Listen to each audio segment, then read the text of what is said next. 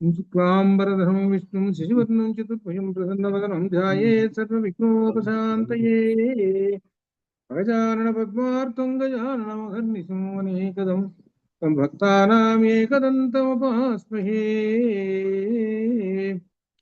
आपदामपहर्तारं दातारं सर्वसम्पदां लोकाभिरामं श्रीरामं भूयो भूयो नमाम्यहम् यत्र यत्र रघुनाथकीर्तनं तत्र तत्र कृतमस्तकाञ्जलिं बाष्पवारि परिपूर्णलोचनं मारुतिं नमत राक्षसान्तकम् मनोजवं मारुततुल्यवेगं जितेन्द्रियं बुद्धिमतां वरिष्ठं वातात्मजं वानरयूथमुख्यं श्रीरामदूतं शिरसा नमामि उल्लङ्घ्य सलिलं सलीलं यशोकवह्निजनकात्मजायादाय तेनैव तथा कलङ्कां नमामि तं प्राञ्जलिराञ्जनेयम् बुद्धिर्बलं यशोधैर्यं निर्भयत्वमरोगता जाड्यं वाक्पटुत्वं च धर्मस्मरणात् भवेत् रामाय रामचन्द्राय रामभद्राय वेधसे रघुनाथाय नाथाय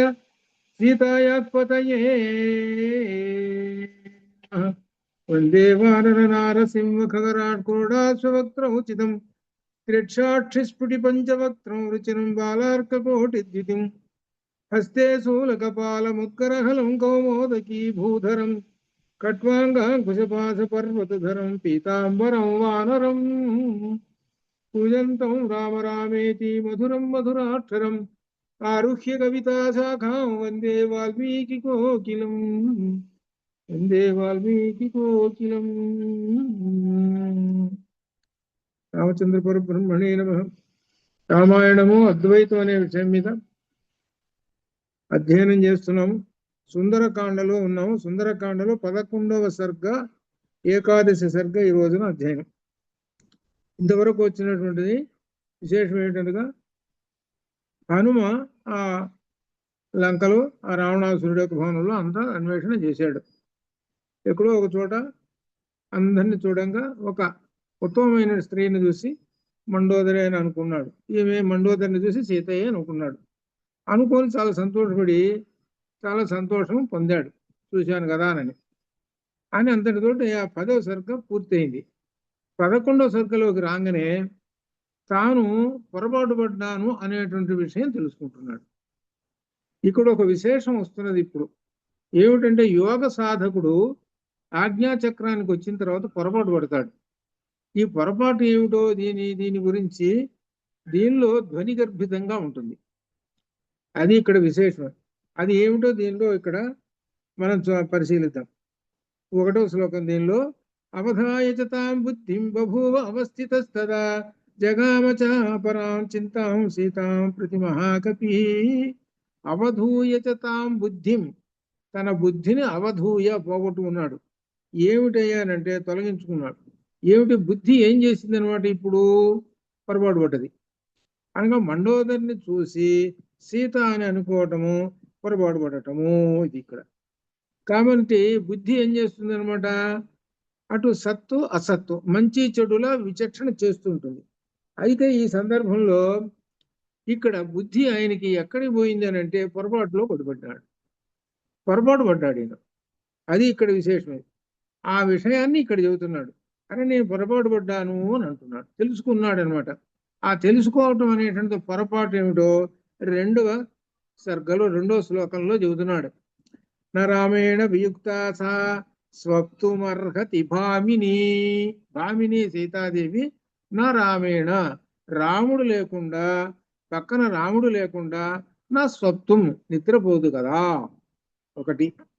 నా భోక్తం, రాముడు లేకుండా పక్కన భోజనం చేయదు కదా. నపి అలంకర్తం, రాముడు లేడు కాబట్టి పక్కన అలంకారాలు కూడా వేసుకోదు కదా. నా పానం ఉపసేవితం, రాముడు లేకుండా పక్కన కూడా ఆమె ఏమి కూడా పానం అంటే మంచినీళ్ళు కూడా తాగదు కదా అని అర్థం ఇక్కడ. నాణ్యం నరం ఉపస్థుతాం, నాణ్యం నరం ఉపస్థాతుం, ఏ పురుషుడు కూడా ఎంతటి వాడైనను దేవేంద్రుడంతటి వాడైనను అతనిని సమీపించడు కదా. ఏమిటనమాట దీనిలో? పరమ పురుషుడు ఎంతటి వాడైనను దేవేంద్రుడు కూడా సీతాదేవి పక్కకి రాలేడు అని చెప్పాడు. అంతటి సీతాదేవి. మరి అటువంటి సీతాదేవిని ఇక్కడ ఈ లంకలో రావణాసురుడి యొక్క ఈ శయన మందిరంలో ఇక్కడ ప్రత్యేకంగా ఉంటుందా? ఎందుకు ఉంటుంది? ఉండదు. నేనే పొరపాటు పడ్డాను. ఇది దీనిలో ఉన్న విశేషం. ఏమిటి ఈ పొరపాటు అనేటువంటిది ఇక్కడ సాధకుడు ఆజ్ఞాచక్రంలో పొరపాటు పడతాడు. ఆజ్ఞాచక్రం అంటే ఎన్ని? 6వ చక్రం ఇది. కింద నుంచి వస్తున్నాడు. ఎక్కడి నుంచి? మూలాధారం నుంచి వస్తున్నాడు వరుసగా. మూలాధారంలో ఉన్నటువంటి అనగా అర్థమా ఏంటి? ఉన్నటువంటి కామ క్రోధ లోభం ఇవన్నీ కూడా పీకేసేసాడు, వెళ్ళిపోయి. అవే వృక్షాలన్నీ పైకి లేచినాయి. ఎక్కడి నుంచి? మహేంద్ర పర్వతం మీద నుంచి పైకి లేచేసినాయి.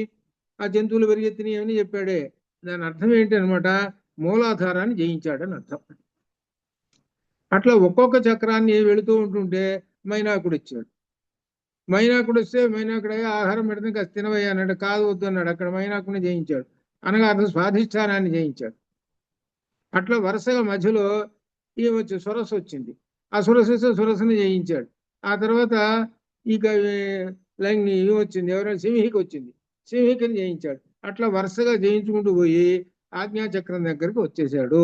ఆజ్ఞాచక్రం అనేటువంటిది ఎక్కడ ఉన్నది అని అంటే మనస్సు. అది 5 ఇంద్రియములను దాటాడు, 5 చక్రాలను దాటాడు. 6వది ఏమిటి? మనస్సు.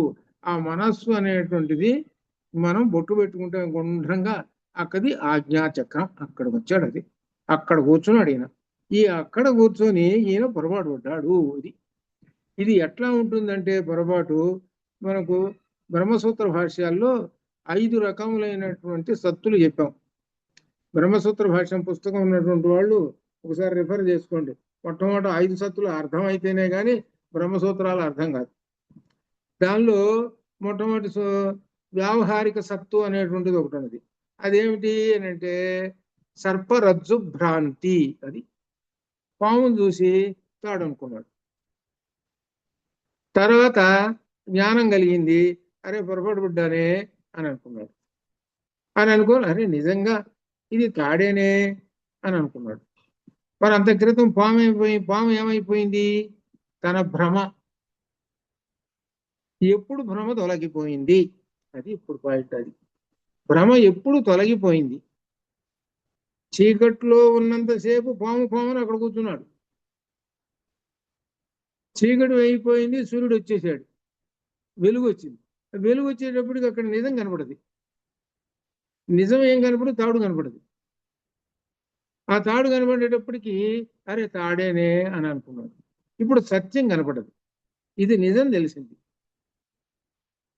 ఎట్లా తెలిసింది నిజం అంటే సూర్యుని యొక్క వెలుగు సమస్తం అన్ని చోట్ల పడుతుంటుంది. ఈ తాడు మీద కూడా పడ్డది వెలుగు. ఈ వెలుగు వల్ల నిజం తాడని తెలుసుకున్నాడు. అంటే అర్థం ఏంటి? వెలుగు అంటే జ్ఞానము అని అర్థము. బయటి వ్యావహారికంగా ఏంటి?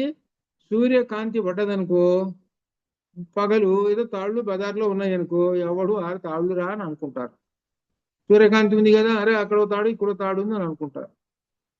రాత్రిపూట వచ్చింది అనుకో, వచ్చేటప్పుడు చీకటిగా అక్కడ తాడు కానీ అరే పాము రా అని అనుకుంటారు. పామును నిజంగా పాము ఏనాది? నిజంగా పాము కాదుగా. ఎందుకు అనుకుంటున్నావు పాము అని అనుకుంటున్నావు? చీకటి. చీకటి అంటే అజ్ఞానం అనే చీకటి. అది అర్థం. నీకు అజ్ఞానం అనే చీకటి ఉండటం వలన అది భ్రమ. అంటే అజ్ఞానం అనే చీకటి ఇంకా తొలగలా నీకు. అట్లనే ఇక్కడ ఇంకొక ఉదాహరణ చెబుతున్నాడు. అదేమిటి? దంతిదారు. ఇది కూడా దీనిలో ఉన్నది. ఆ శ్లోకం బ్రహ్మసూత్ర భాషలో ఇచ్చాం. ఏమిటి దంతిదారు? ఇక్కడ మాత్రం దంతిదారు. ఏమిటంటే దంతి అంటే ఏనుగు, దారు అంటే చెక్క, అంటే చెక్క ఏనుగు. పొయ్య అంటే చెక్కతో చేసిన ఏనుగు అని అర్థం అనమాట. దంతిదారు అంటే అర్థం అది. ఒక ఆయన ఏదో కొంత దూరంలో, అంత దూరంలో ఓ పెద్ద ఏనుగుని చూశాడు. ఆ ఏనుగు ఎట్లా ఉందంటే నిజమైన ఏనుగే. పగటిపూటే చూశాడు. పగలే, రాత్రిపూట కాదు, పగలే చూశాడు. ఇందాక తాడు ఏంటంటే రాత్రిపూట చూశాడు. ఇప్పుడు ఏనుగుని పగలే చూస్తున్నాడు. అది ఎంత దూరంలో ఉంది? కొంత దూరంలో ఉంది. అది చాలా పెద్ద ఏనుగు, బాగా ఉంది, చూడముచ్చటగా ఉంది అది ఏనుగు. ఆ ఏనుగు దగ్గర నలుగురు ఎదురు కూడా ఉన్నారు, చూస్తున్నారు, సంతోషిస్తున్నారు, బాగానే ఉంది. తాను ఇంత దూరంలో ఉన్నాడు. అరే భలే ఉందిరా ఏనుగు, ఎక్కడి నుంచి పట్టుకొచ్చారో, ఏ అడవిలో నుంచి పట్టుకొచ్చారో ఏమిటో, చాలా బాగా ఉంది అని నేను కూడా చూద్దాము ఆ ఏనుగును అని నెమ్మదిగా దగ్గరికి పోయినాడు. ఇక్కడ జాగ్రత్తగా అదే అర్థం చేసుకోవాలి. వాడు ఇప్పటిదాకా ఏమనుకుంటున్నాడు? నిజమైన ఏనుగే అనుకుంటున్నాడు. నిజమైన ఏనుగే అనుకుంటున్నాడు. దగ్గరికి పోయినాడు. దగ్గర పోయి ఒక 2 నిమిషాలు చూశాడు. ఆ చూసిన తర్వాత సరే మిగిలిన వాళ్ళు చూసిన వాళ్ళందరూ పక్కన పెట్టేసేద్దాం. వీడు చూసిన తర్వాత ఓ 2-3 నిమిషాలు అయిన తర్వాత అది అసలు దగ్గరికి పోయినా కానీ నిజంగా ఏనుగనే కనపడుతుంది. ఏమాత్రం మార్పు లేదు. వీడికి ఏం కలిగింది అని అంటే, నిజంగా అసలు ఏనుగు తొండం కదిలిస్తూ ఉంటుంటుంది కదా, ఏమిటి అసలు ఈ ఏనుగు తొండమే కదిలించటం లేదు? ఒకటి. చెవులు కొట్టుకుంటుంటుంది కదా, చెవులు కొట్టుకోవటం లేదేమిటి? ఇట్లా నెమ్మదిగా ఒక ప్రశ్నలు వేసుకొని దాని చుట్టూ తిరుగుతున్నాడు. తిరిగి తిరిగి తిరిగి నెమ్మదిగా ఒక 5 నిమిషాలు అయిన తర్వాత బాగా ఆలోచన చేసుకొని, అర్రే భ్రమపడ్డాను రా, ఇది చెక్క గుర్రం, చెక్క ఏనుగురా అన్నాడు. ఇది ఇక్కడ ఉంది. ఇక్కడ మనకు దంటిదారు. అది ఏమనుకున్నాడు అనమాట, నిజంగా ఏనుగే అనుకొని దగ్గరకు వచ్చాడు. చివరికి వచ్చేసరికి చూసి చూసి మొట్టమొదటి ఏనుగు అనుకొని సంతోషపడ్డాడు. సంతోషపడి కాసేపు ఆలోచన చేశాడు. అరే ఏనుగైతే ఇట్లా ఉంటుంది కదా, ఏనుగు కాదనమాట, నేను పొరపాటు పడ్డానే అని అనుకున్నాడు. అట్లనే హనుమ ఏమనుకున్నాడు? మండోదరిని చూశాడు. మండోదరిని చూసి ఏమనుకున్నాడు? సీతాదేవి అనుకున్నాడు. సీతాదేవి కనపడదు కదా అని ఎగురుతున్నా కూర్చున్నాడు. చాలా సంతోషంగా ఇదంతా పడ్డాడు. పడిన తర్వాత ఏం చేశాడు? సీతాదేవే గనకైతే నా రమేణ వియుక్త సా స్వప్నమర్హతి భావిని, రాముడు లేకుండా ఎలా నిద్రపోతుంది ప్రశ్నించాడు. ఇందాకేమనుకున్నాం? చెక్క ఏనుగుని చూసి, ఏమిట్రా ఏనుగు తొండం అసలు కదిలించడం లేదే, చెవులు అసలు కొట్టుకోవటం లేదే అని ప్రశ్న వేసుకొని అప్పుడు నిజం తెలుసుకున్నాడుగా. అట్లనే ఇప్పుడు కూడా ఈ ప్రశ్నలు వేసుకున్నాడు. నా రామేణ, రాముడు లేకుండా సా ఆ సీతాదేవి స్వప్నమర్హతి నా, నిద్రపోదు కదా.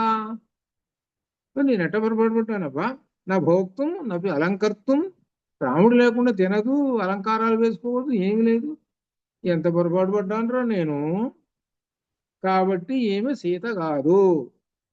అట్లనే వాడు చెక్క గుర్రాన్ని చూసి నిజమేనని అనుకున్నాడు. ఏది నిజమైన ఏనుగే అనుకున్నాడు. ఇప్పుడు ఏమైపోయింది? చెక్క గుర్రం అని తేలిపోయింది. మరి నిజమైనటువంటి ఏనుగు ఎటుపోయింది? అది అది ఎటుపోయింది నిజమైనటువంటి ఏనుగు? వాడి బుర్రలో నుంచి భ్రమలో ఉండి ఆ భ్రమ తీరిపోయింది. భ్రమ అనేటువంటి కొట్టి పారేశాడు. అనగా ఏంటో అది మాయమైపోయింది, సత్యం కనపడది. ఇది అర్థం. సత్యము కనపడది, ఆ సత్యమే పరబ్రహ్మము. అదే అర్థం చేసుకో. నీకు అజ్ఞానం ఉన్నంత కాలము సత్యం ఏమిటో తెలుసుకోలేవు. అజ్ఞానం ఉన్నది కాబట్టి తాడును చూసి పాము అనుకున్నావు. నీకు జ్ఞానం అనే వెలుగు వచ్చింది, అప్పుడు నిజం సత్యం ఏందో తెలుసుకున్నావు. అట్లా ఇక్కడ కూడా సత్యం తెలుసుకున్నావు. ఏం సత్యం తెలుసుకున్నావు? ఏమి సీత కాదు అని తేల్చేశాడు. అది ఇట్లా అనమాట. అందుకని ఈ బుద్ధి అటువంటి ఆ భ్రమ బుద్ధిని తొలగించుకున్నాడు ఈయన. తొలగించుకొని ఇంకా మరలా అన్వేషిద్దామనని ప్రారంభం చేస్తున్నాడు 3వ శ్లోకంలో నుంచి. అక్కడ ఏమున్నది? పానభూమి ఉన్నది.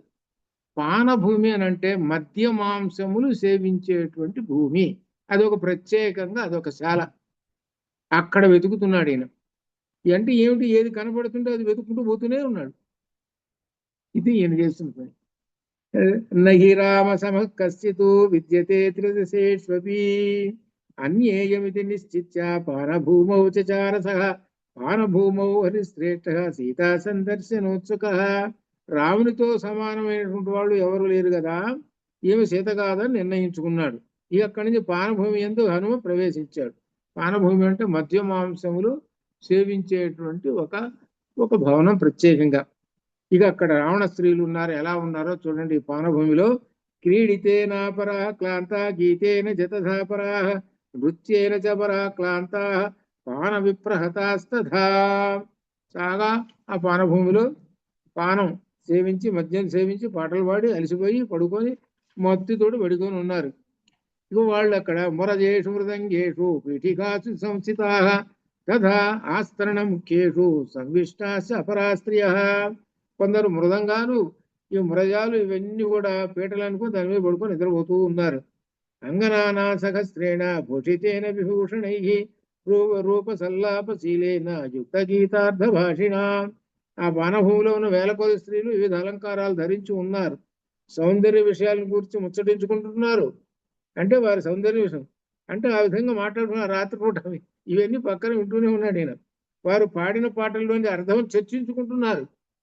ఈయన ఎక్కడో చిన్న ఇంత ఉన్నాడు అంగుష్ట మాత్రంగా చూస్తూ పోతూ ఉన్నాడు. ఇంకా దేశకాలాభియుక్తేన యుక్త వాక్యాభిధాయిన రథాభిరత సంసుప్తం దదర్శ హరియూధవ. ఆ స్త్రీలు దేశకాలములు బాగా తెలిసినటువంటి వారు, తగిన విధంగా మాట్లాడేటువంటి వాళ్ళు. వాళ్ళందరూ కూడా రతియందు ఆసక్తులై రావణునితో రతి సెలిపి అలసి నిద్రించిరి. ఇదంతా విషయ సుఖాలకు సంబంధించి చెబుతున్నాడు. ఇక అందమైన యువతల మధ్య రావణాసురుడు ఉన్నాడు. తాసాం మధ్యే మహాబాహు సుసుమే రాక్షసేశ్వర గోష్ఠే మగతి ముఖ్యానాం గవాం మధ్యే యథా వృష. ఆవుల మధ్యలో ఆంబోతు ఎలా అయితే ఉంటుందో అట్లా ఈ స్త్రీల మధ్య ఈ రావణాసురుడు ఉన్నాడట. స రాక్షసేంద్ర సుభేతాభిపరివృత స్వయం కరేణుభి యథా అరణ్యే పరికీర్ణో మహాద్విప. ఆ విధంగా ఆడ ఏనుగుల మధ్య మగ ఏనుగు ఏ విధంగా ఉన్నదో అలా ఉన్నాడట. సర్వకామైరుపేతాంచ పానభూమి మహాత్మన దదర్శ హరిశూద్ధ హరిశార్దూల తస్య రక్షపతే గృహ. ఆ మహాత్ముని, ఆ రావణుని సైన్యం వివిధ భోగ్య వస్తువులు అనేకమైనవి ఉన్నాయండి పానభూమిలో, మధ్య మాంసాలు అని చెబుతున్నాడు. ఇంకా మధ్య మాంసాలు రకాలు ఏంటో చెబుతున్నాడు ఇందులో. మృగాణాం మహిషాణాంచ వరాహాణాంచ భాగశ తత్ర తత్తన్యస్థాని మాంసాని పానభూమౌ దదర్శ. అక్కడ జింకల మాంసం, అడవి దున్నల మాంసం, అడవి పందుల మాంసం, ఖండాలు ముక్కలు ముక్కలుగా ఉన్నాయి మాంసఖండాలు, అవన్నీ చూస్తున్నాడు. రౌక్వేషు విశాలేషు భాజనేషు అర్ధభాక్షితాన్ దదర్శ హరిశార్దూలో మయూరాన్ కుక్కుటాం సదాం. అట్లనే అక్కడ బంగారు పాత్రల్లో ఉన్నాయట నెమళ్ల మాంసాలు, కోళ్ల మాంసాలు, రకరకాల మాంసాలు అన్నీ ఉన్నాయట. ఇంకా వరాహవార్ధ్రాన్ సకాన్ దధి సౌవర్చలాయుధాన్ శల్యా మృగమాయూరాంశ హనుమాన్ అన్వవైక్షత. ఇప్పుడు విశేషించే సౌవర్చల లవణముతో కలిపిట. సౌవర్చలట ఏమిటో సుగంధ మనం అని అనుకుంటాం, ఒక లవణం ప్రత్యేకంగా. అటువంటిదో ఏమిటో మరి సౌవర్చల అనేటి ఒక లవణం అంట, ఉప్పు. దానితో కలిపి వండిన వరాహ వార్ధానిక పక్షుల ఈ మాంసాలు ఇటువంటి రకరకాలు ఉన్నాయట. ఇవన్నీ చూశాడు. క్రకరాన్ వివిధాన్ సిద్ధాన్ చకోరాన్ అర్ధభూషితాన్ వైషానేక శల్యాన్ శాగాంశ.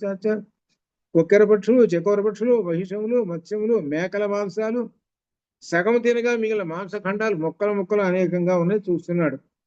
లేహ్యానుచ్చావచాన్ పేయాన్ భోజ్యాన్ వివిధాని చ తథా ఆమ్లవతో లవణోత్తం సై వివిధైరాగషాఢవై. వివిధములైన లేఖ్యములను, పానీయములను, భోజ్యములను మరియు పులుపు, ఉప్పు మొదలగు షట్రుచులతో తయారైన ఆహారములు హనుమంతుడు చూశాడు. చూసి ఇక్కడ 6 రుచులను సందర్భం నుంచి చెబుతున్నాడు. ఏమిటంటే రాగషాఢవైహి అంటే అర్థం ఏమిటి? షడ్రుచులకు సంబంధించినటువంటి అన్ని చెప్పుకుంటూ వస్తున్నాడు అని చెబుతున్నాం. కారణీపుర కయూరై అపవిద్ధై మహాధనై పానభాజ నిక్షిప్తై ఫలైచ్చ వివిధైరపి. ఆ మందిరంలో చెల్లాచెదురుగా హారాలు, నూపురాలు, కేయూరాలు, వివిధ రసములతో నిండిన ఉన్న పాన భాజములు, పాత్రలు అన్నీ ఉన్నాయి. అవన్నీ చూస్తున్నాడు, దర్శించను. కృత పుష్పోపహర భూ అధికం పుష్యదిశ్రియం తత్ర తత్ర చ విన్యస్తై సుసృష్టై శయనాసనై. ఆ పానభూమిలో అక్కడక్కడ శయనములు, ఆసనములు చక్కగా ఉన్నాయి. అవన్నీ కూడా చూస్తూ ఉన్నాడు. అలంకరణార్థం పుష్పములు ఉపహారములుగా భూమిపై వెదజల్లబడి ఉన్నాయి. అందువలన ఆ పానభూమి మిక్కిలి శోభగా ఉన్నది అంటూ పానభూమి వినా వక్ని ప్రదీప్తే ఓపలక్ష్యతే బహు ప్రకారై వివిధై వర సంస్కార సంస్కృతై, అగ్ని లేకుండానే ఆ పానభూమి వివిధ కాంతులతో ప్రకాశించుతున్నదా అన్నట్టున్నది. అగ్ని ఉంటే బాగా ఉంటుంది, కానీ ఇంకా అంత వివిధ కాంతులతో అంత బాగా ప్రకాశిస్తున్నదిట అని అంటున్నాడు. హంసై కుశల సంపృక్తై పానభూమిగతై పృథక్ దివ్యా ప్రసన్న వివిధ సురాకృత కృత సురాపి, ఆ పానభూమిలో వివిధ రకములైన మాంసాలు ఉన్నాయి. అవి దివ్యములైన మద్యములు తయారు చేయబడి, అబ్బో మద్యాలు కూడా దివ్యములైనటువంటి మద్యాలట. ఎట్లా తయారు చేశారో చెబుతున్నాడు. ఇక్కడ విశేషం శర్కరాసవ మాధ్వీక పుష్పాసవ ఫలాసన ఫలాసవాహ వాసా వాసచూర్ణై వివిధై దృష్టా తై తై పృథక్ పృథకు. శర్కరతో, తేనెతో, పూలతో, ఫలములతో, నానా విధముల సుగంధ ద్రవ్యముల చూర్ణములతో కలిపి వేరువేరుగా తయారు చేసిన మద్యములను ఆ పానభూమి యందు హనుమ దర్శించెను. ఇక్కడ ఒక విశేషం చెబుతాను మీకు. ఏమిటంటే ఈ మద్యం అనేటువంటిది ప్రస్తుత కాలంలో ఏమనిస్తుందంటే అనారోగ్యము, ఈ విధంగా రకరకాలుగా చెబుతుంటారు ఇట్లా మద్యం అనేటువంటిది. కానీ ఇక్కడ చాణక్యుడు అర్థశాస్త్రంలో మద్యాన్ని ఎలా తయారు చేస్తారో, మద్యంలో వేసేటువంటి దినుసులు ఏమిటో అవన్నీ చూస్తే మనకేమనిపిస్తుందంటే అది మద్యం కాదు, అది ఒక టానిక్ బలానికి అనిపిస్తుంది. ఆ దానిలో ఏవైతే దినుసులు వేస్తారో ఎట్లా ఉండేటువంటి ఉంటుందో అట్లా మద్యాలు లేవు ఇప్పుడు కాలంలో ఏంటంటే తొందరగా చెడగొట్టేవి, తొందరగా చచ్చేవి, ఇప్పుడు తొందరగా చావటానికి ఉన్నట్టుగా తయారు చేసేటువంటివి అవి. ప్రాచీన కాలంలో రాజులు ఇది ఉన్న రాముడి కాలంలో కానీ ఎప్పుడు అట్లా ఉండవు మద్యాలు. ఆ మద్యాలన్నీ ఒక టానిక్కుల్లాగా ఉంటాయి, ఒక అంటే శరీరానికి ఒక బలాన్ని తెచ్చిపెట్టేవి అట్లా ఉంటాయి అన్నమాట. ఏవి అవి ఎందుకనంటే చెబుతున్నది ఇక్కడ ఒక చిన్న ఉదాహరణ చెబుతున్నాడు ఇక్కడ. ఆ మద్యంలో కలిపి ఏమిటి, శర్కర, తేనె, పూలతో, ఫలములతో. ఇవేమైనా రోగాలు తెచ్చేవా? ఇవేమైనా ఫలాలు రోగాలు తెచ్చేవా? చూడండి, తేనె రోగాలు తెస్తాయా? ఇవన్నీ ఏం కాదు కదా.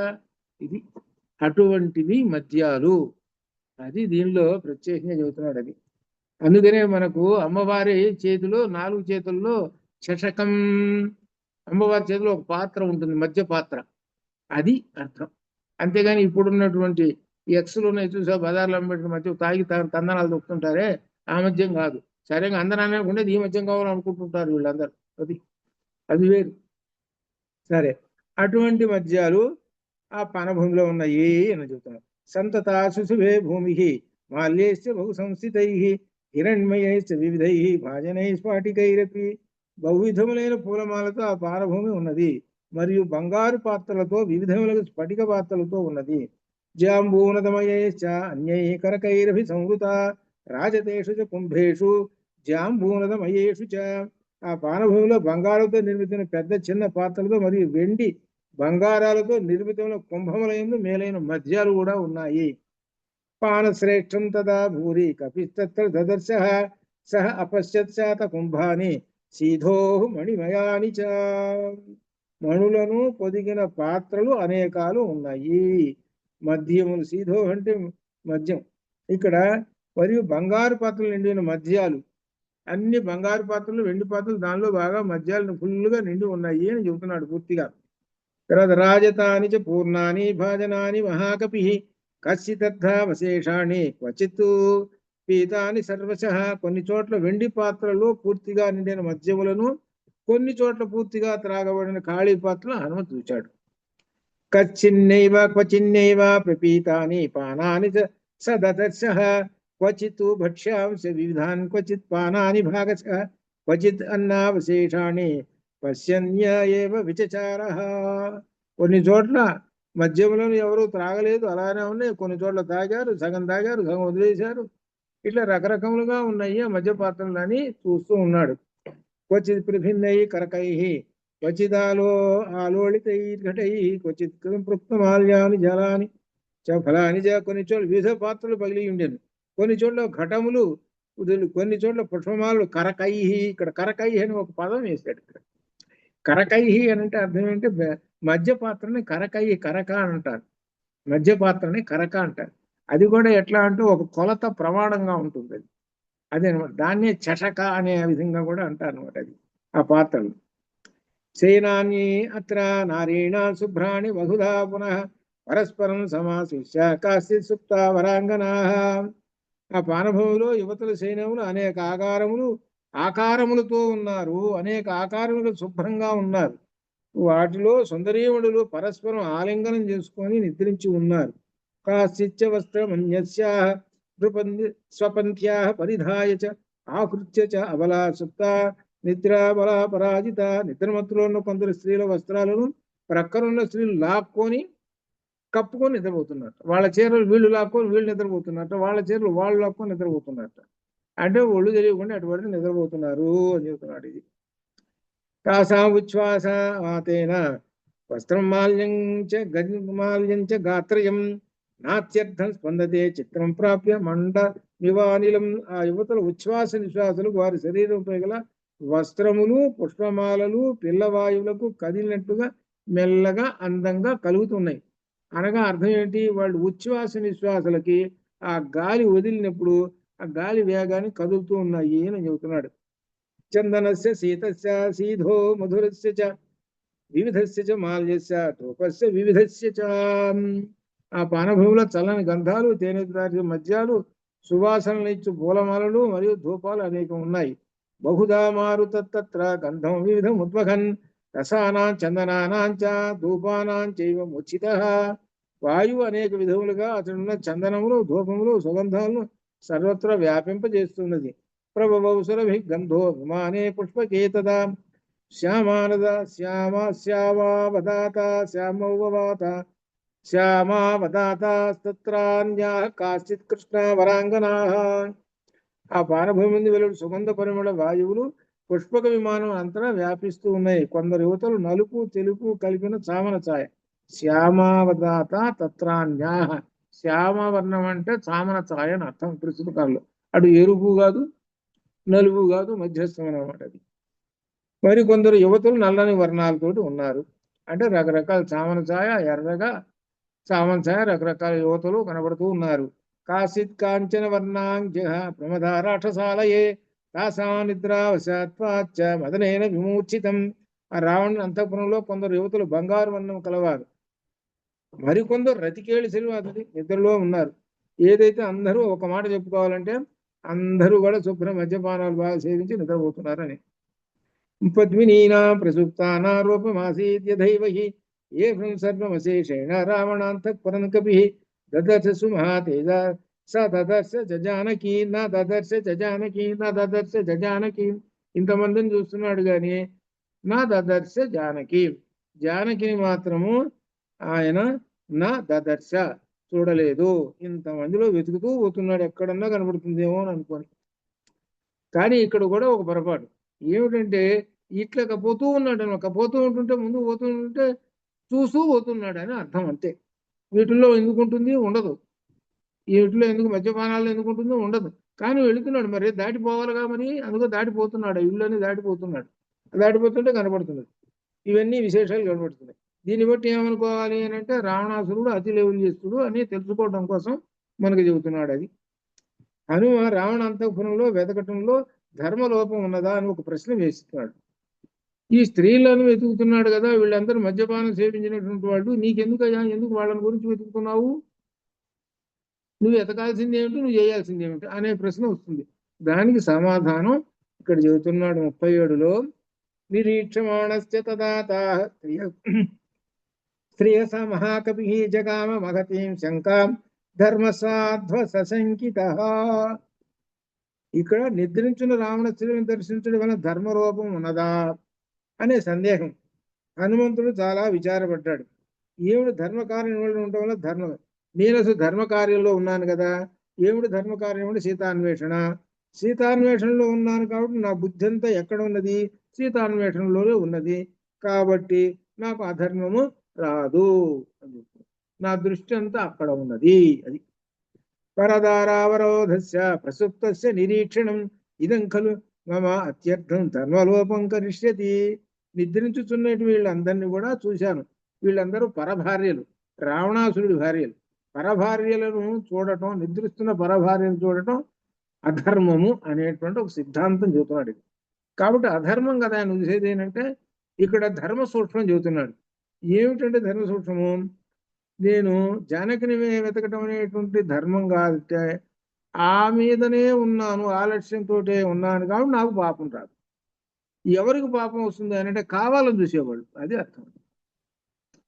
కావాలని చూసేటువంటి వాడికి వాడి సంగతి చెప్పాడు. అది ఈయన కావాలని చూడలేదుగా, ఈయన పోతూ ఉన్నాడు, వరుసగా పోతూనే ఉన్నాడంటే గదులు కనపడుతున్నాయని అర్థం. అది అది అందువల్ల నాకు మిక్కిలి ధర్మలోపం. హనుమ జితేంద్రియుడు ఈ విషయం చెబుతున్నాడు. నహిమే పరదారాణం దృష్టి విషయవర్తిని అయం చేత్ర మయా దృష్ట పరదారా పరిగ్రహ. పరభార్యలను చూడాలనేటువంటి విషయవాసన దృష్టి నాకు లేనే లేదు. కానీ పరదారను పరిగ్రహించిన ఈ రావణుని చూడాలనిపిస్తున్నదండి. పరదారలను అంటే ఏంటి? జానకిని కొట్టుకొని వచ్చాడు కదా పరదార, వీడి సంగతి ఎందుకు చూద్దామని అనిపిస్తున్నదే కానీ నాకు వీళ్ళని నాకెందుకంటే నేను ఎందుకు చూస్తానంటే పరదార అంటే జానకిని కొట్టుకొని వచ్చాడు, ఇతరుని యొక్క భార్యను అపహరించి వచ్చాడు కదా వీడు. అది అందుకోసం ఈ రావణ భవనాలు చూస్తున్నాను. తస్య ప్రాదురభూత్ చింత పునరన్య మనస్విన నిశ్చితైకాంత చిత్తస్య కార్యనిశ్చయదర్శిని. హనుమంతుడు మహాబుద్ధిశాలి, మనస్సును నిశ్చయించుకున్న కార్యమును ఏకాగ్రత గల ధీమంతుడు. అటువంటి హనుమ మరలా కర్తవ్యం కోసం ఆలోచనలో చూస్తున్నాడు. కామం దృష్టామయా సర్వా విశ్వస్తా రావణ స్త్రియ నైమే మనస కించిత్ నైవ కృత్యం ఉపపద్యతే. నిద్రించున్న రావణ భార్యను చక్కగా పరిశీలించి చూచాను, కానీ నాలో ఎటువంటి కామ వికారములు కలుగలేదు. అది చెబుతున్నాడు. కామ వికారములు కలగలేదు, నా దృష్టి అంతా జానకి మీద ఉన్నది కాబట్టి నాకేం కామ వికారాలు కలగలేదు. కావాలని నేను చూశాను ప్రత్యేకంగా, అవి వెళుతుంటే కనపడుతున్నాయి, చూశాను, కానీ అక్కడ జానకిని లేదు. జానకిని చూడవలనే కోరికతో చూశాను, కానీ ఎక్కడన్నా కనబడుతుందేమోనని. నేను నాకేం పని అండి వీళ్ళని చూడటానికి. చూస్తే అట్లా పరదారులను చూస్తుంటే అధర్మం పాపం వస్తుంది, అట్లా చూడకూడదు అని ఒక సిద్ధాంతం చెబుతున్నాడు. మనోహి హేతు సర్వేషా ఇంద్రియాణం ప్రవర్తనే శుభాశుభ స్వస్థాసు తచ్చవేసు వ్యవస్థితం. శుభములందు గాని అశుభములందు గాని ప్రవర్తించి ఇంద్రియములకు మనస్సు ప్రధాన కారణము. ఇది ముఖ్యంగా ఒక నీతి చెబుతున్నాడు, మనస్సు సంగతి చెబుతున్నాడు. మనస్సు ఎప్పుడు శుభ అశుభ రెండు కార్యముల యందు ప్రవర్తిస్తూ ఉంటుంటుంది. అయితే ఇక్కడ మనం శుభకర్మల యందు ఇంద్రియాలను పెట్టాలి, అది చెబుతున్నాడు. అది అయినను నేను ఇందరు యువతలను చూసినా నా మనస్సు ఎటువంటి వికారాలు పొందలేదు. మనస్సు ఎప్పుడు చూసినా కానీ వికారాలు సంకల్ప వికల్పాలతో ఉంటుంది. కానీ మనస్సు యొక్క సంకల్పం ఏమిటి అని అంటే జానకి దర్శనము ఒక్కటే. ఆ దాని మీదనే మనస్సు ఏకాగ్రతతో ఉన్నది. మనస్సు వీటిని దేనిని పట్టించుకోవటం లేదు అని చెబుతున్నాడు. అది నాణ్యత్ర హి మయా శక్య వైదేహి పరిమార్గితుం స్త్రీయో హి స్త్రీషు దృశ్యంతే సదా సంపరిమార్గణే. వైదేహి కోసం ఎక్కడని మరొక చోట వెతకనండి, అంత వెతికాను కదా. స్త్రీలను వెతకవలసి వచ్చినప్పుడు స్త్రీలలోనే వెతకాలి కదా. స్త్రీయో హి స్త్రీషు దృశ్యంతే, స్త్రీని వెతకాల్సి వచ్చినప్పుడు ఎక్కడ వెతుకుతామంటే స్త్రీలలో వెతకాలి. పురుషుల్లో ఎందుకు వెతుకుతాము? స్త్రీలు ఎక్కడున్నారు? అంతఃపురంలో ఉంటారు, అక్కడ వెతుకుతున్నాను. కరెక్టే కదా నా యొక్క సిద్ధాంతం అన్నాడు. సదా సంపరిమార్గణే, కాబట్టి ఎల్లప్పుడూ స్త్రీలు ఎక్కడుంటారు అక్కడ వెతకాలి, కాబట్టి అలా వెతికాను, కానీ సీత కనపడటం లేదు. యస్య సత్వస్య యా యోనిః తస్యాం తత్త పరిమార్గ్యతే నశక్య ప్రమదా నష్ట మృగేషు పరిమార్గితుం. ఒక ప్రాణిని వెతకవలసి వచ్చినప్పుడు ఆ ప్రాణి ఆ జాతి మధ్యనే వెతకు. అట్లే తప్పిపోయిన స్త్రీని ఆ జింకల మధ్య వెతకుడు తగదు కదా, స్త్రీల మధ్యనే సీతను వెతకవలెను. కాబట్టి అనే విధంగా జింకల్లో వెతికితే జింకల కోసం జింకల్లో వెతకాలి, కానీ మనిషిని వెతకాల్సి వచ్చినప్పుడు జింకల్లో ఎక్కడైనా వెతుకుతారా? అది మాట చెబుతున్నారు. తదిదం మార్గితం తావత్ శుద్ధేన మనసామయ రావణాంతఃపురం సర్వం దృశ్యతే నచ జానకి. రావణ అంతఃపురం మొత్తం చూశాను, కానీ నచ జానకి దృశ్యతే, జానకి మాత్రం కనబడలేదు. దేవ గంధర్వ కన్యాశ్చ నాగ కన్యాశ్చ వీర్యవాన్ అవేక్షమాణో హనుమా నైవాపశ్యత జానకి. దేవ గంధర్వ కన్య అనేక మంది స్త్రీలు ఉన్నారు, వాళ్ళందరినీ చూశాడు, ఎక్కడ కూడా కనబడలేదు. నైవాపశ్యత జానకీం నా ఏవ అపశ్యత జానకీం జానకీం నైవ అపశ్యత చూడలేదు అంతవరకు కనపడలేదు. తామపశ్యన్ కపి తత్రాపశ్యన్ చ అన్యాపర స్త్రియ అపక్రమ్య తదా వీరగా ప్రధ్యాతు ఉపచక్రమే. హనుమంతునికి అక్కడ జానకి తప్ప ఇతర స్త్రీలు కనబడ్డారు. ఇక అప్పుడు అతడు కొంచెం రూపము కొంచెం దూరం వెళ్ళి మరలా దీర్ఘంగా కొంచెం దూరం అవతలికి వెళ్ళి ఆలోచనలో పడ్డాడు. ఆలోచనలో పడి ఏమంటున్నాడంటే సభూయస్తు పరం శ్రీమాన్ మారుతి యత్నమాస్థిత. మళ్ళీ ప్రయత్నం చేస్తాను. చూడండి ఎట్లా ఉంటే ప్రయత్నం. అపాన భూమి ఉత్సృజ్య. అపాన భూమి, ఈ అపాన భూమి ఏంటనమాట? ఆపాన భూమి. ఇక్కడ రెండో తగిలించాలి దీనికి. ఆపాన భూమి అనగా మధ్యమాంసములతో నిండినటువంటి భూమి అని అర్థం. అటువంటి భూమిని ఉత్సృజ్య వదిలివేసి తద్విచేతం ప్రచక్రమే. విచేతం మళ్ళీ అన్వేషణ చేయటం కోసము ప్రచక్రమే మొదలుపెట్టాడు. పానభూమి నుంచి బయటకు వచ్చేసేసాడు. మద్యపానాలను సేవించేటువంటి దాని నుంచి బయటకు వచ్చేసేది శ్రీమాన్ హనుమాన్. బయటకు వచ్చేసేసి మళ్ళీ నేను వెతుకుతాను అని అంటున్నాడు. ఇక్కడ మన గీతలో ఉన్నటువంటి ఈ శ్లోకాన్ని అనుసంధానం చేసుకోవాలి. అదే ఇక్కడ రాశామని చూస్తున్నారు కదా ఈ పేజీ. ఇక్కడ తర్వాత 123 పేజీలో బ్రహ్మణ్యాధాయ కర్మాణి సంగం త్యక్త్వా కరోతి యః లిప్యతేన స పాపేన పద్మపత్ర ఇవాంభస అనేటువంటి శ్లోకం ఇక్కడ అనుసంధానం చేసుకోవాలి. అనగా ఏమిటనమాట? ఈయన చూసేదంతా కూడా బ్రహ్మణ్యాధాయ కర్మాణి, తాను చేసినటువంటి దృశ్యాలన్నీ కూడా పరమాత్మ యందే మనసు లగ్నం చేసుకొని చూస్తూ ఉంటుంటే, అనగా చూస్తున్నా కానీ నీకు ఎటువంటి పాపము అంటదు అని చెప్తారు. అనగా నీ యొక్క దృష్టి అంతా ఎక్కడ బ్రహ్మం మీద ఉండాలి. అంతేగాని ఇప్పుడున్నటువంటి విషయ సుఖాల్లో కలిసిపోకూడదు, మమేకం కాకూడదు అని అర్థం. అలా ఉండాలి. దాన్ని ఎలా పూలికి తోడు చెబుతున్నాడు? పద్మపత్ర ఇవాంభస, తామరాకు మీద నీటి బొట్టు వలె ఉండాలి.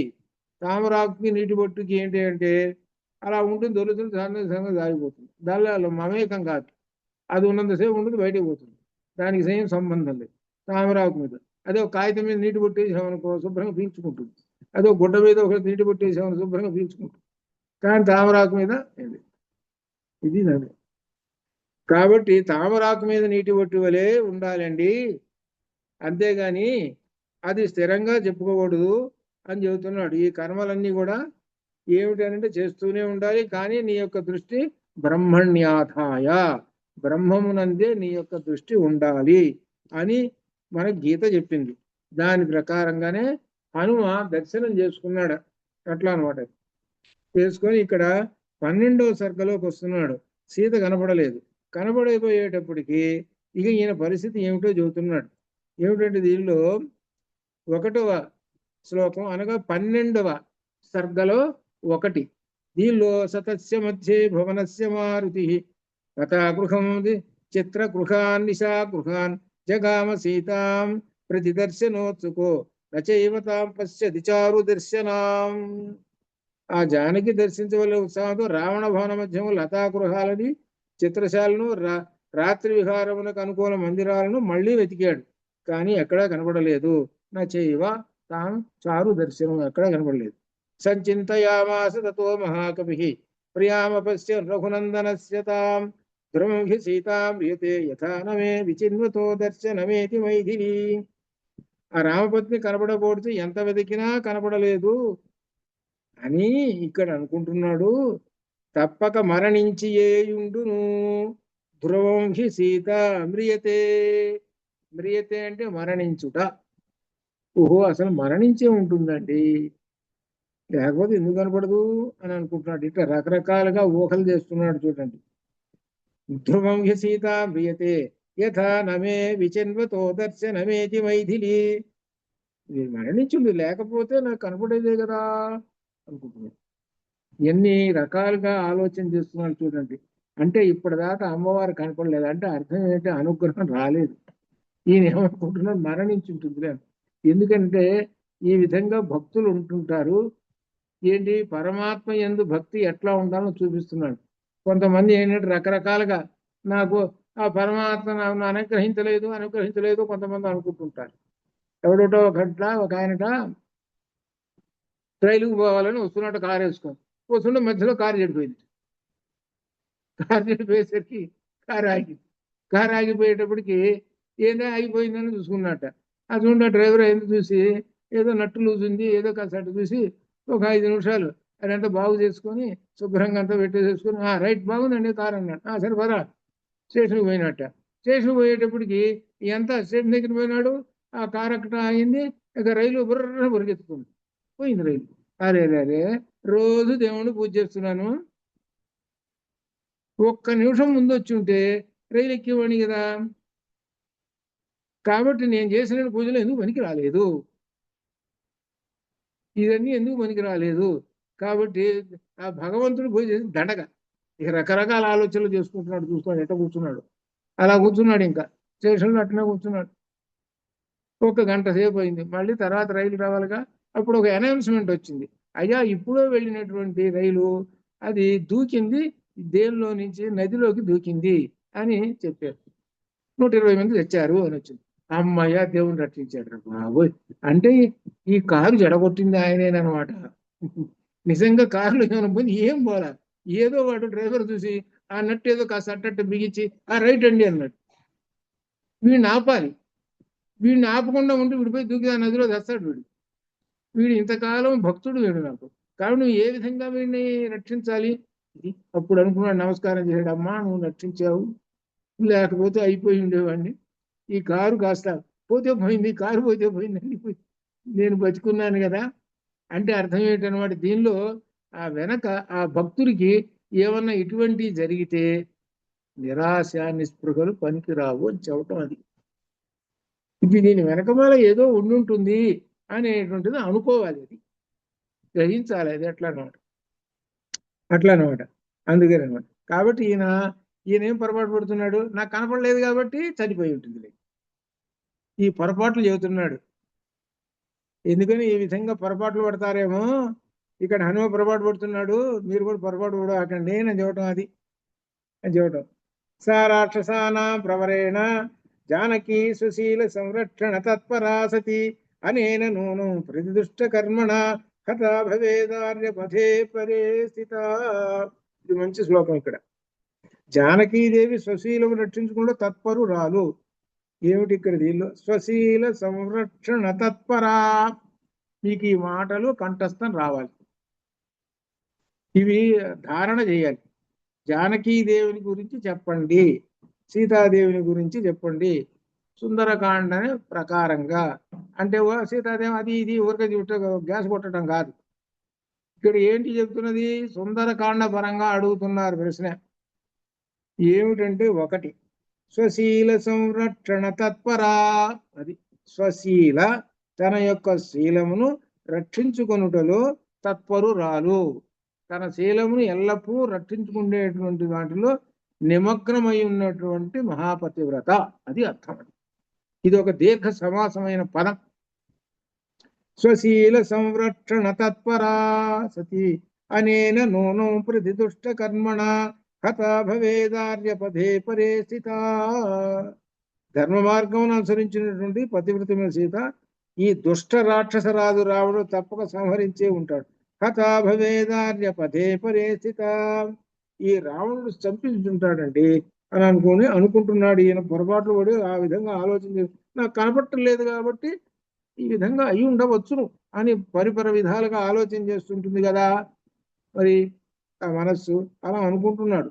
కానీ ఆమె ఒక పక్కగా చెబుతున్నాడు స్వశీల సంరక్షణ తత్పరాసత అని చెబుతున్నాడు, ధర్మరక్షణ పురురాలు అని చెబుతూనే మళ్ళా రావణాసుడు చంపి ఉంటాడులే అనుకుంటూ విరూప వికృత వివర్చసు మహాననా దీర్ఘ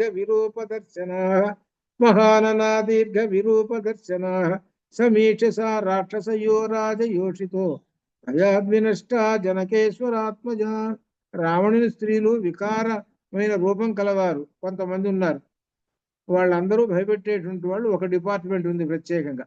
వాళ్ళని గురించి చెబుతున్నాడు. క్రూర స్వభావం కలవారు, వికృతమైన రూపాలు, నేత్రాలు కలిగినటువంటి వాళ్ళు ఉన్నారు. భయంకరమైన ఆకారములను చూసి అసలు అసలు వాడు చూస్తేనే భయం పుడుతుంది. ఆ భయం పుట్టి సీత మరణించి ఉండవచ్చును అంటున్నాడు. అది ఇదో కారణం. రావణాసురుడైనా చంపుంటాడు, లేకపోతే వీళ్ళ యొక్క రూపాలు చూసి భయపడైనా చచ్చిపోయి ఉంటుంది అంటూ ఎక్కడా కనబడకుండా దాగి ఉండవచ్చునేమో, లేకపోతే మనకి ఎక్కడ కనబడకుండా ఏమో ఇంకో రకంగా పరిపరి విధాలుగా ఆలోచన చేస్తూ ఉన్నాడు. సీతామ దృష్ట్వాహి అనవాప్య పౌరుషం వికృత్య కాలం సగమానరైశ్చిరం నమేగస్తి సుగ్రీవ సమీపగా గతి సుతీష్ట దండో బలవాంశ వానర. మరి దక్షిణ దిక్కున వెతకడానికి వచ్చాడు కదా ఈయన. ఈ అంగదుడు జాంబవంతుడు మొదలగు వారలతో వచ్చాడు కదా సీతను వెతకటానికి. నా ప్రయత్నం అంతా వ్యర్థమైనదే, సీత కనబడటం లేదే. ఇక వానరరాజు సుగ్రీవుని వద్దకి తిరిగి వెళితే ఏమవుతుంది? ఆయన మహాబలుడు, అతడు తన ఆజ్ఞను పాటించడానికి తీవ్రమైన దండన, అనగా అర్థం సుగ్రీవాజ్ఞ. మీరు గనక నెలలో అమ్మవారిని దర్శనం చేసుకుని రాకపోతే మీ తలలు తెగుతాయి అని అన్నాడు. ఇప్పుడు నేను రిటర్న్ వెళ్ళాను అనుకో, మొత్తం ఈ రాక్షసు దక్షిణ దిక్కునొచ్చినట్టు కోతులన్నిటినీ చంపేస్తాడు. ఇక్కడ బట్టి ఇంకా బాధలోకి దిగుతున్నాడు. ఇక విశేషం 6వ శ్లోకంలో ఏమిటంటే, దృష్టమంతఃపరం సర్వం దృష్టా రావణ యోషిత స న సీతా దృశ్యతే సాధ్వి వృథా జాతో మమ శ్రమ. దృష్టం అంతఃపురం సర్వం, సర్వం ఈ అంతఃపురం అంతా కూడా చూశానండి. ఎక్కడ రావణ యోషిత, రావణ భార్యలే కనబడుతున్నారుగా. నా సీత దృశ్యతే సాధ్వి, ఎక్కడ చూసినా వాళ్ళే కనబడుతున్నారు, సీత మాత్రం కనబడటం లేదు. వృథా జాతో మమ శ్రమ, వృథా జాతో మమ శ్రమ, మమ నా యొక్క శ్రమ వృధా అయిపోయింది. ఇంత కష్టపడి రాత్రల్లా సాయంకాలం 7 వచ్చేసాడు చంద్రుడు, తెల్లవారుతున్నది, వెతుకుతూనే ఉన్నాను ఈ 12 గంటలు, వృధా శ్రమ అంటున్నాడు. ఇక కిన్నుమా వానరా సర్వే గతం వక్ష్యంతి సంగతా గత్వా తత్ర త్వయా వీరా కిం కృతం తద్వదర్శనః. నేను సీతను చూడక వెళ్ళినచో అవతల తీరం ఉన్న వానరులు తిరిగి నా చెంతకు చేరి, ఏ వీరా లంకకు వెళితీవి కదా, ఏమి చేసావని ఇక అందరు ప్రశ్నలు అడుగుతారు. అదృష్ట్వా కిం ప్రవక్ష్యామి తామహం జనకాత్మజాం ధ్రువం ప్రాయం ఉపైష్యంతి కాలస్య వితివర్తనే. జనకుని కుమార్తె జానకిని దర్శించకుండా నేను వారికి ఏమని సమాధానం చెప్పేది? నేను తిరిగి వెళ్ళుట ఆలస్యం చేస్తే వారందరూ తప్పక ప్రాయోపవేశము చేసేదరు. నేను తిరిగి వెళ్ళుటలో ఆలస్యం చేస్తే అందరూ కూడా తప్పక ప్రాయోపవేశం అందరూ చేస్తారు. నేను కనుక సమయాన్ని పోకపోతే అందరూ చచ్చిపోతారు. ఇప్పుడు ఎట్లా అసలు వాళ్ళందరూ ఎట్లా ప్రాయోపవేశం చావడానికి సిద్ధంగా ఉంటే నేను ఇంత రూపం పెంచుకొని, నీకెందుకు నేను చూసి వస్తాను, పెద్ద కోతలు కోసేసాను. నహి ద్రక్ష్యామి, అక్కడ లేకపోతే స్వర్గలోకం పోతాను, ఎక్కడ లేకపోతే లంకను పకలించుకొని వస్తాను, తెగ చెప్పేశాను.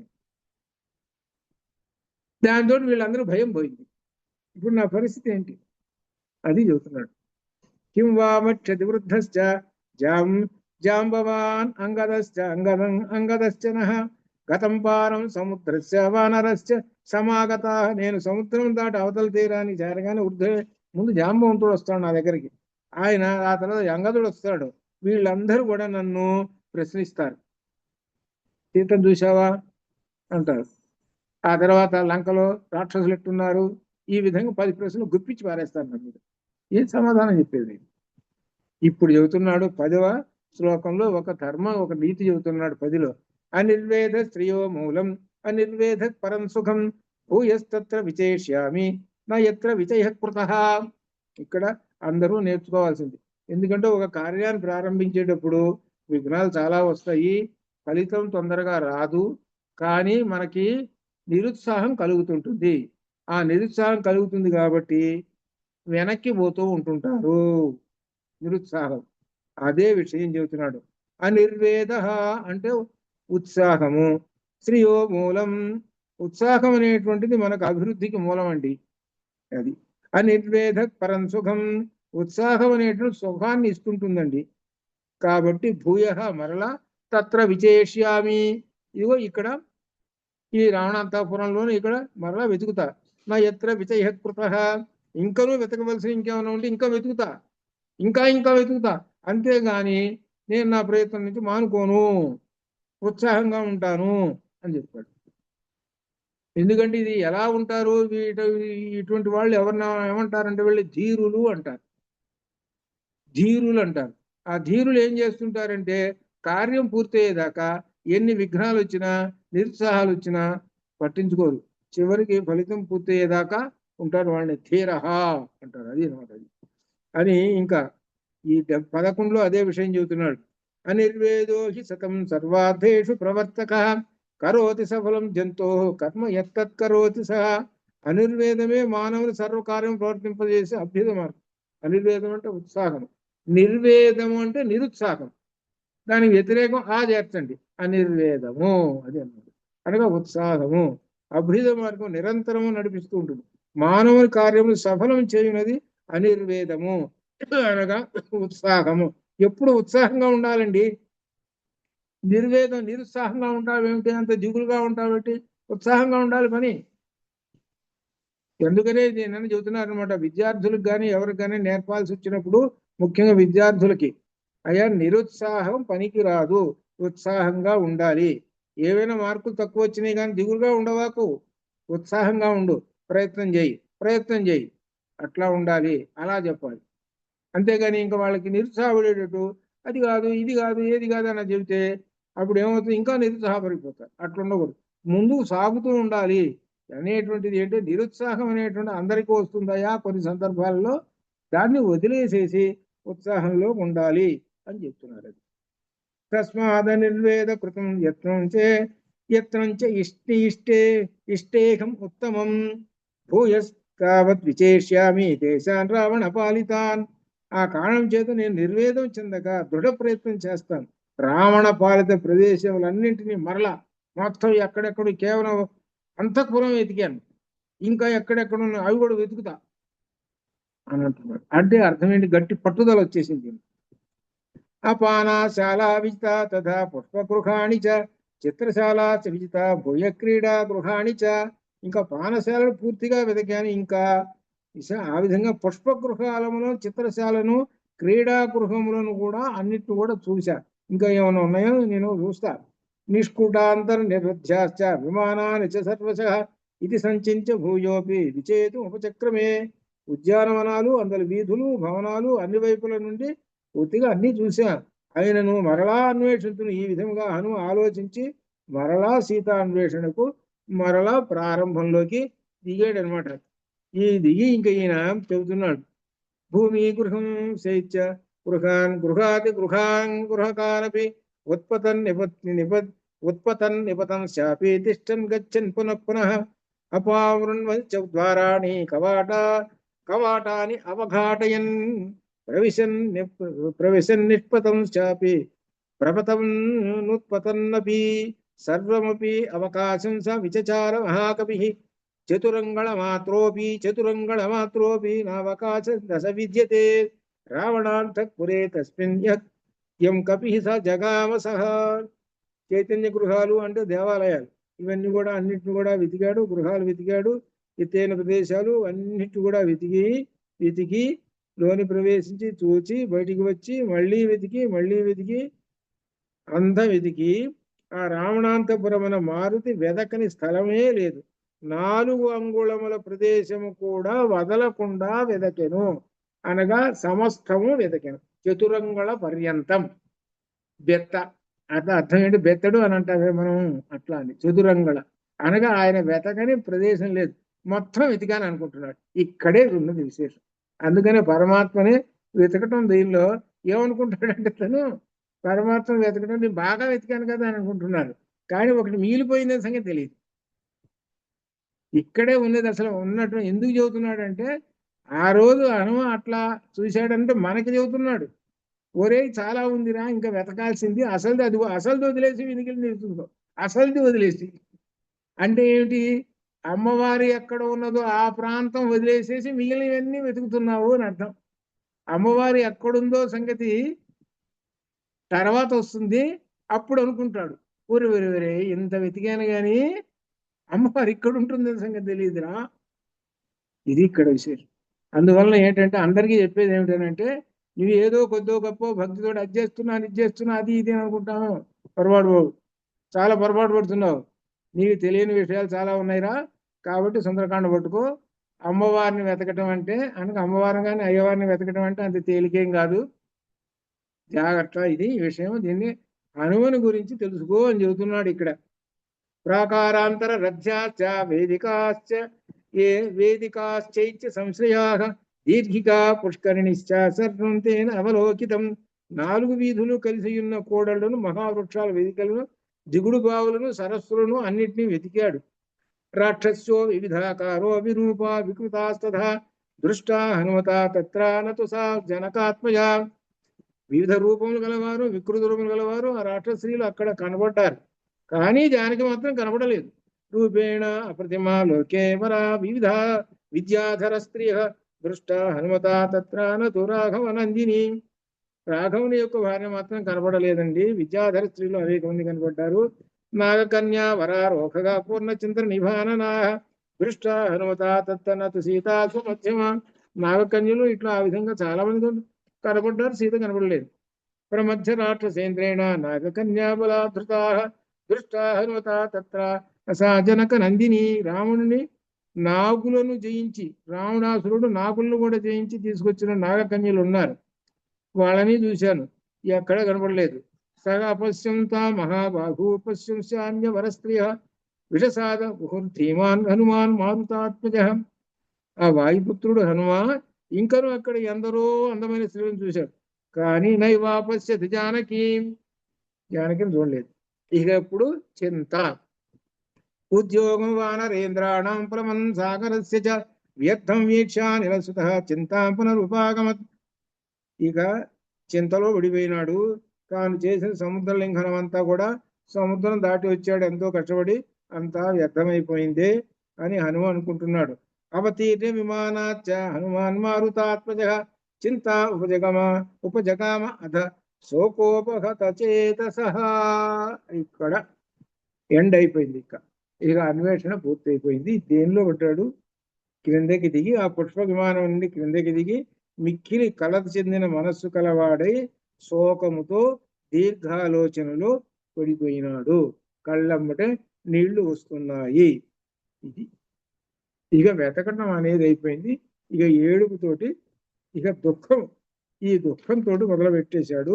13, 14, 15 సర్గలు రేపు వచ్చే సోమవారం నుంచి సిద్ధి సర్గ. దీనిలో విశేషంగా సిద్ధి సర్గ 15వది సిద్ధి సర్గ. అక్కడ అమ్మవారిని దర్శనం అనగా అర్థం ఏంటంటే రాముణ్ణి దర్శనం చేసుకోవటం. ఇదే దీనిలో ఉన్నటువంటి 68వ శ్లోకంలో అమ్మవారి రూపం కనబడుతుంది. 13వ సర్గంలో ఇదే సిద్ధి సర్గలో అమ్మవారి దర్శనం. 68, 13లో 68. సోమవారం నుండి ఇది సిద్ధి సర్గ. ఈ మూడింటిని కలిపి అని అంటారు. కాబట్టి అక్కడి నుంచి చూద్దాం. ఇక్కడి నుంచి మారిపోతుంది హనుమ యొక్క పరిస్థితి అంతా, పూర్తిగా మారిపోతుంది. ఇక్కడి నుంచి అసలైనటువంటి హనుమ మనకు కనబడుతుంటాడు. అంతవరకు శుభం భూయాత్. ఓం పూర్ణమద పూర్ణమిదం పూర్ణాత్ పూర్ణముదచ్యతే పూర్ణస్య పూర్ణమాదాయ పూర్ణమేవావశిష్యతే. అసతో మా సద్గమయ తమసో మా జ్యోతిర్గమయ.